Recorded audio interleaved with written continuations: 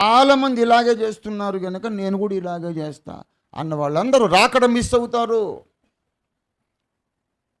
చాలామంది bus miss అవుతారు, train miss అవుతారు, ఫ్లైట్ మిస్ అవుతారు. కొన్ని కోట్ల మంది క్రైస్తవులు రాకడ మిస్ అయిపోతారు. ఒక బస్సు మిస్ అయితే నెక్స్ట్ బస్సులో వెళ్ళొచ్చు, ట్రైన్ మిస్ అయినా అంతే, ఫ్లైట్ మిస్ అయినా ఎన్నోసార్లు నేను వెనకనే ఇంకో ఫ్లైట్ చేసుకొని వెళ్ళిపోయా. 4-5 వేలు నష్టమైతే అంతే. కానీ రాకడ మిస్ అయితే బుక్ చేసుకోవడానికి ఇంకో బండి లేదు. You are lost forever, you are lost for eternity. నిత్యత్వం అంతా నువ్వు పోగొట్టుకుంటావు రాకడ మిస్ అయితే.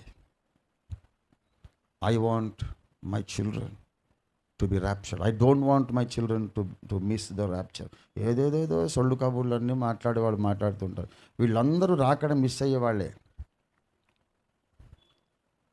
అనవసరమైన విమర్శలు చేసేవారు, పొరుగువాణ్ణి తీర్పు తీర్చేవాళ్ళు, ద్వేషించేవాళ్ళు, నిష్కారణంగా భక్తులను ద్వేషించేవాళ్ళు అందరూ మిస్ అయిపోయేవాళ్ళే. ఎత్తబడేవాళ్ళు కాదు వీళ్ళు. ఎత్తబడేవాళ్ళు ఎవరు?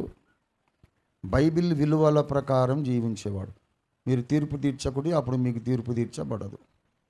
ఆ వచనంలోనూ ఎత్తబడతాడు. అందరినీ తీర్పు తీర్చడమే పనిగా పెట్టుకున్నాడు, విడవబడతాడు. Very simple.